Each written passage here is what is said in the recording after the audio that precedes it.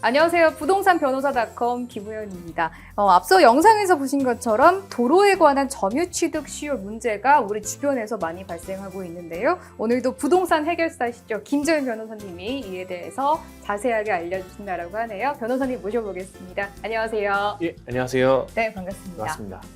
변호사님, 이 토지 경계 분쟁에 있어서 소유권을 주장할 때가 오잖아요. 이럴 때는 점유 취득 시효가 가장 큰 쟁점이 되고 있는 것 같다고요? 예, 맞습니다.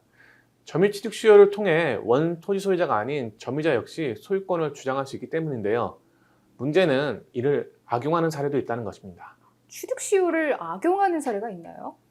예, 최근 저희 법인에서 진행된 사례를 통해 설명드리겠습니다. 대구의 한 도로를 소유하고 있는 의뢰인이자 피고들이 인근 토지의 지주였던 원고로부터 이 도로에 대해 점유취득 시효를 완성했으니 일부에 대해 소유권을 이전해달라는 청구를 받았던 사건이었는데요. 이미지를 통해 설명드리면 저 가운데에 낀 도로가 이 사건의 문제가 되는 도로이고 1, 2대지가 원고의 대지입니다. 원고들은 자신들이 매수한 토지로 이 도로가 속한다고 믿고 소유의 의사로 20년을 점유했다며 점유취득 시효 및 소유권 이전을 주장했습니다. 실제 자신들의 토지가 매수하기 전부터 이 사건의 도로와 인접해 있었기 때문에 당연히 자신들의 땅이라 믿고 있었다는 것입니다. 하지만 결과적으로 법원은 피고의 손을 들어주었습니다. 이유인즉슨 사실상 지배가 있다고 인정받지 못하겠기 때문인데요. 설명만 들어서는 뭔가 인정이 될 만한 상황이었다 이런 생각이 들거든요. 정확하게 어떤 부분이 문제가 됐던 걸까요? 예, 이 사건 도로는 도로로 사용되기 시작한 때부터 지금까지 보행에 제공되어 있기 때문에 원고들에게 도로에 대한 관리권이나 지배권이 있다고 인정되지 않았던 것입니다. 즉, 점유하고 있는 상태가 아니라 단지 자신들이 소유하고 있는 토지에 출입하기 위한 통로에 불과했다는 뜻입니다. 그러니까 그 사실상 점유를 했다라는 거를 인정받지 못했다라는 말씀이시죠? 예, 그렇습니다. 앞서 이미지에서도 보셨듯이 이 사건 도로는 주변 대지들과의 경계가 뚜렷하고 원고들의 대지뿐만 아니라 다른 대지들과도 맞닿아 있기 때문에 도로가 원고들의 땅에 포함된다고 착각할 만한 사정을 찾을 수 없었습니다.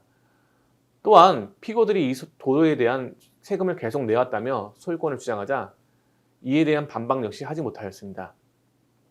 결국 법원이 여러 사정에 비춰볼 때 점유취득 시효를 인정할 만한 사유가 없어 원고들의 청구를 기각했던 사건이었습니다.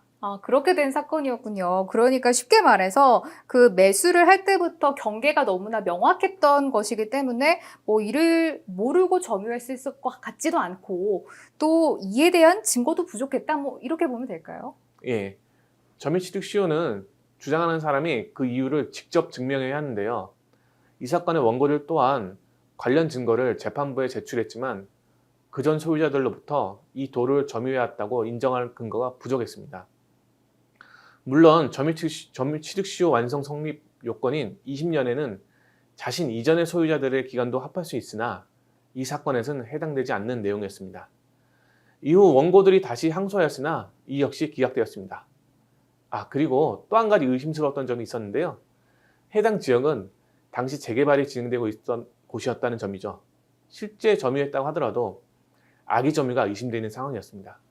정말 알면 알수록 좀 복잡한 경계침범 분쟁인 것 같아요. 또 부동산 분쟁 중에서 유독 또 피해자나 가해자를 구분하기 어렵다 이런 생각이 들기도 해요.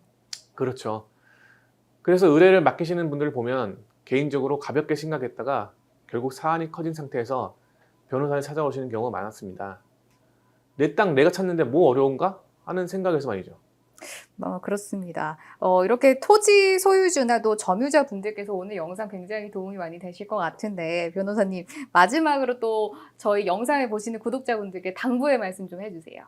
예, 위의 사례처럼 점유취득 시효는 기간을 완성했다고만 해서 소유의 의사를 가지고 있었다고만 해서 인정되는 것은 아닙니다. 이를 주장할 대상이 되는 토지의 소유자가 언제 바뀌었고 소유권을 언제 취득했는지 그런 시기에 따라 주장이 가능할 수도 아닐 수도 있기 때문에 생각보다 복잡하고 상황 흐름을 아울러서 판단하는 것이 중요합니다. 따라서 개인이 진행하기보다는 법률 전문가를 통해 문제점을 명확히 파악하고 진행 방향을 잡는 것이 우선시 되어야 할 것입니다.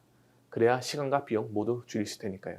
네, 변호사님 조언 꼭 저희가 기억해 보도록 하겠습니다. 문제가 생겼다면 또 미리미리 준비하고 어떻게 대처를 해야 하는지 법률 전문가와 반드시 또 함께 확인을 해보시면 좋겠습니다. 오늘 영상 여기까지입니다. 김재은 변호사님 함께 했네요. 변호사님 고맙습니다. 예, 감사합니다. 구독과 좋아요, 알림 설정도 눌러주세요.